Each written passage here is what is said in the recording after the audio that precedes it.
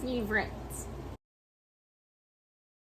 Hi, welcome back to Katie Can't Read. I'm Katie, I can read. I'm wearing the same outfit as I did in another video because I'm going to just film a bunch of stuff today. And that's on being a booktuber. Anyway, today I'm doing everyone's favorite video every year, which is my favorite books of 2021. I have top 10 favorites. I also have some honorable mentions that I'm not going to really talk about. I'm going to do it very like Watch Mojo style, you know, where we like actually talk about 10. But then we just do like honorable mentions of like this one and then this one. You know how it is. You know how they do it. We all watch Mojo. It's a guilty pleasure. Anyway, these are my favorite books I read in 2021.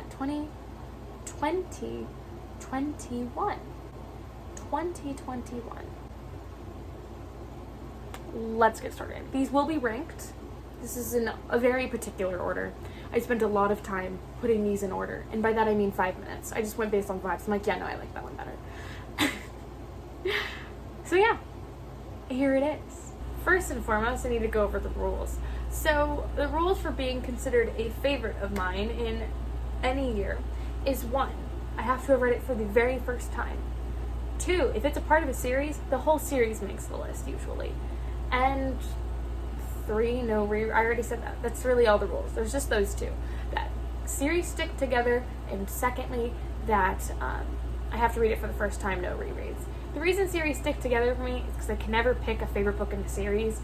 So if I just stick it all together, then it's like, yeah, of course The Hunger Games is in second place. You know, it makes sense for me.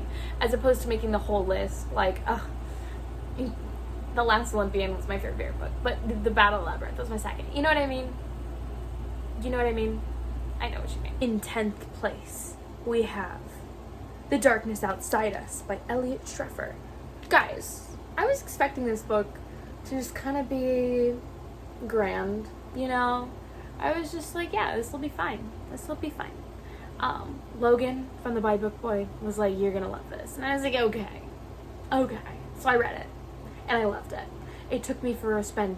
There was things I didn't expect to happen in this book. I was expecting just like another like cheesy space rom-com, you know, like a lot of the books I've read. But I need to stop thinking that when I go into books that look like this, because it happened to me 3 times this year, and none of them were what I expected them to be. This one blew my mind, was potentially one of my favorite books I've ever read. I loved it. I loved the characters. I loved the world. I loved the plot twists. I thought it was insane. And if you like to read soulmate AUs, this book was for you. This book is the soulmate AU to defeat all soulmate AUs. I loved this book. I really did. I wish I remembered more of it, because I wish I could like tell you like quotes and details I loved about it, but I don't remember that. So just take my word for it that it was fantastic. And I'm not going to spoil anything for you because I want you to read it. But just know that the plot twist in this blew my mind. I was screaming. In 9th place, we have the first Star Wars book on our list, Dark Disciple by Christie Golden. Guys, I was not expecting this book to be a favorite of the year. I wasn't expecting to like this book like at all. As we all know, I read a lot of Star Wars books. It's one of my favorite things to read. And this one blew my mind, changed my life, one would say. I was so shocked by this because I never really cared about Quinlan Vos, nor did I ever really care about Asajj Ventress, besides the fact that I thought she was really cool. I was like, she is really cool and a little pretty, but like, I never really cared, you know? I was never sitting there like, I want them to like get together. This book blew my mind. It's a Clone Wars era book that follows the 2 of them as they're on a mission together, and some other things happen, and the relationship gets kind of complicated, and there's some really fun Obi-Wan characterization in this book, and it's just really fun. It's just really fun and really dark at points, and really sad, but it's fantastic. I loved it. I don't know what else to say. Fantastic. One of my favorite books one of my favorite Star Wars books, period. One of my favorites. I'm gonna stop waving it around now. Maybe now you understand me. Read it! Anyway. Number 8, I don't have a physical copy of yet because I'm still waiting for it to come out in paperback so it matches the rest. but I read the arc of Malibu Rising by Jenkins Reid, and I haven't stopped thinking about it since I read it in like March. This book, guys, was so good. It wasn't as high on my favorites of all time list as like Evelyn, Hugo, or Daisy Jones and the Six is, but oof, it got me. It really, really got me going, crying. Loved it. I really loved it.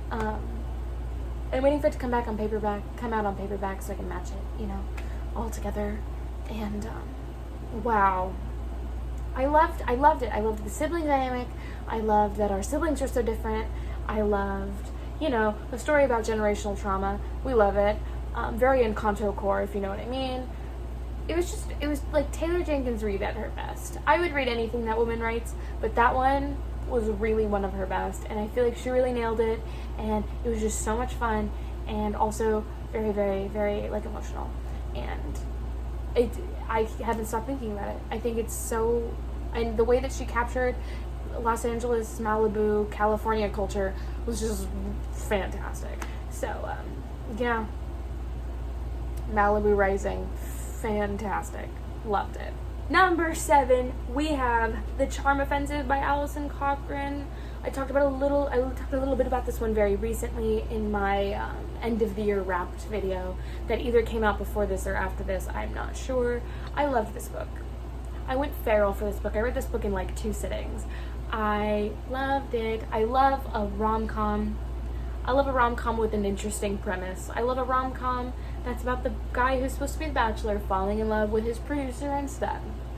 I think it's fantastic. I think that the representation was immaculate. I think that the fact that our main love interest is demisexual, and we never get to read about a demisexual love interest when we really should start doing it more. Authors. It blew my mind. Fantastic. I loved it. I loved it. And I think everyone should read it if you haven't already. My favorite romance of the entire year. Yeah. It's my favorite romance of the whole year. And I went nuts for it, okay? I kind of went a little crazy. So thanks. Thank you for writing this. I loved it. The next book I read as an arc really early in the year. Just bought it the other day at the hardcover sale, but I left it at my parents' house because I'm a failure. And that was If This Gets Out by Sophie, Gonzales, and Cale, Dietrich. And when I tell you I read this book, and I haven't stopped thinking about it, that book blew me away. It blew me away. I was like, I've never been really into like boy bands. I've never ever shipped real people. So the 2 main like hitting points of it for me, they weren't there. But God, so good. I love a secret romance. I love a forbidden secret romance. I love it. It was phenomenal. What did they put in that book? Like, drugs? I read it so fast. And I have not stopped thinking about it. Like, every couple days I'd be like, oh, if this gets out, you know? And what I loved about it wasn't just like, ho ho ho, it's a little romance. There's more to it. There's grit. There's plot. There's music industry drama. It's fantastic. I loved it.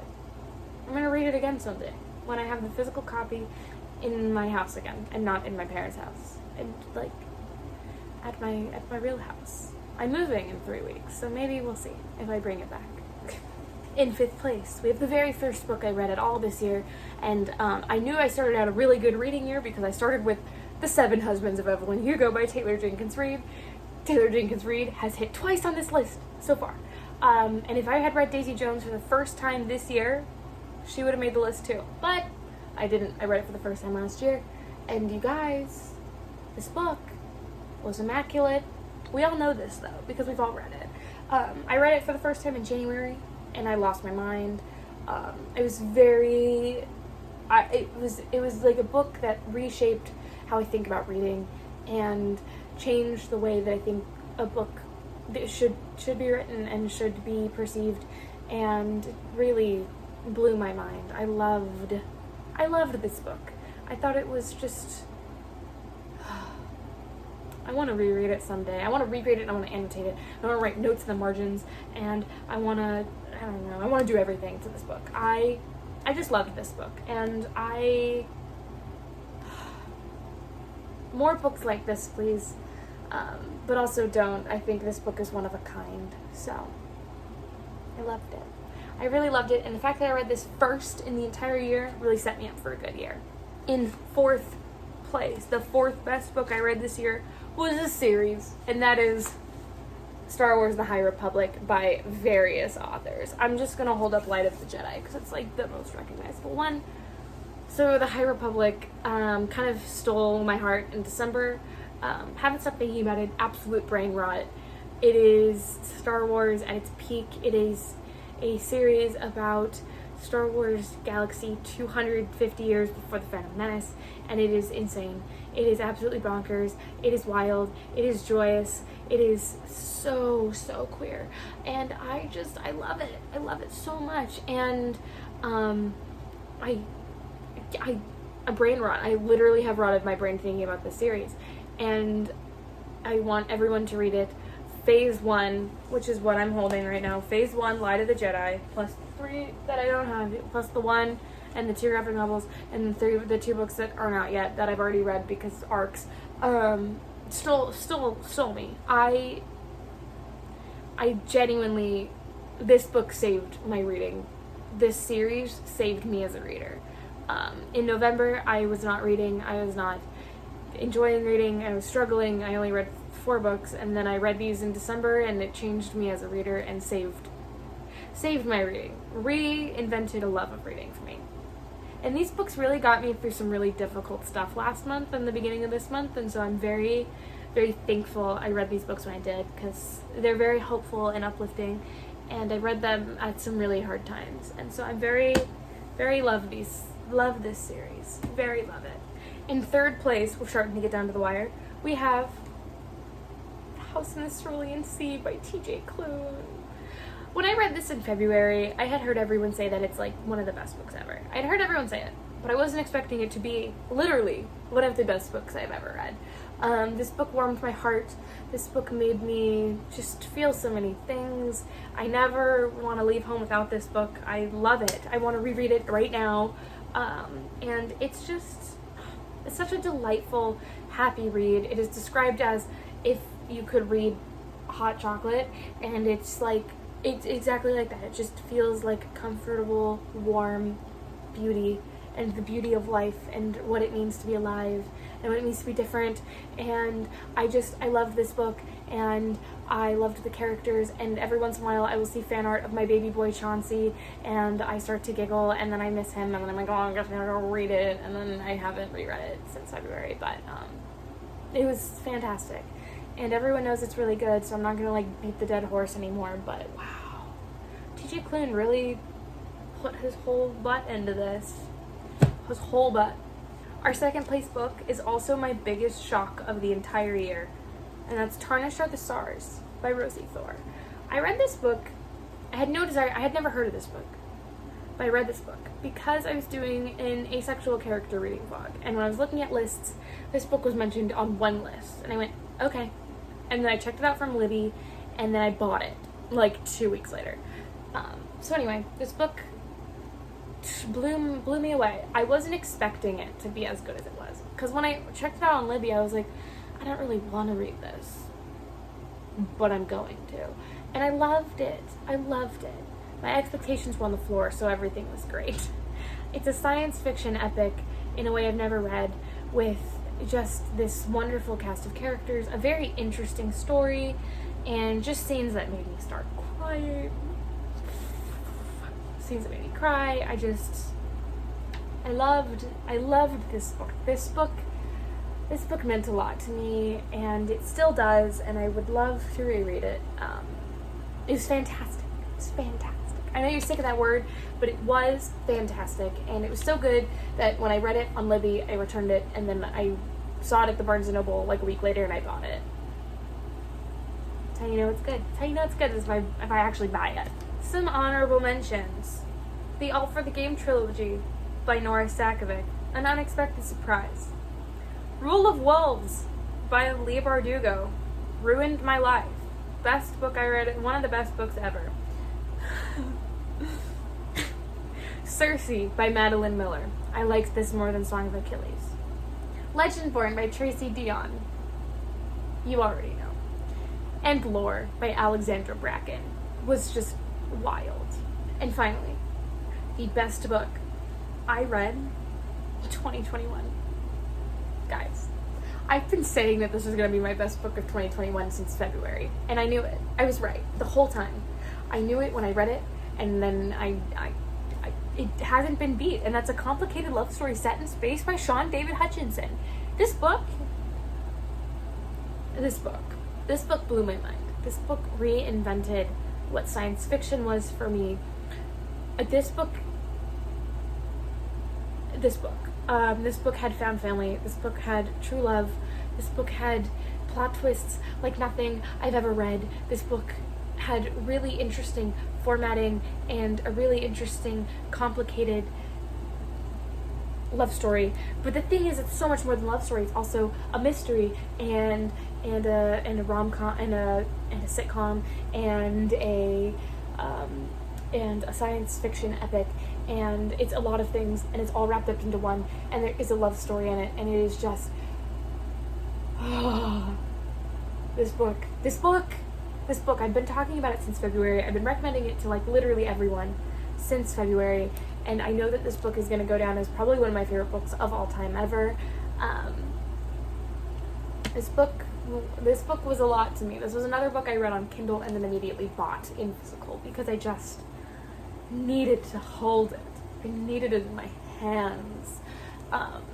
The simple premise for this is a boy named Noah wakes up in the middle of space in just a spacesuit and the voice of a boy in his ear. That's the premise. That's all I'm going to give you. That's the first page. There's about 450 more. And it's the best. It's the best. Like, it hasn't been beat the whole year. It got close. Hasn't been beat. I loved it. Loved it. So those were my most favorite books of 2021. Sorry if you think this list is bad, but it's entirely and 1000% subjective. So we're just gonna party. We're gonna have a good time. And I'm thankful that you watched this. Please like, subscribe, comment. If I bullied you into reading A Complicated Love Story Set in Space and you read it and you liked it, let me know. If you read it and you hated it, don't talk to me ever again. That's all I really have for you today. Thank you. I have been Katie. I'll see you in the next chapter. Bye.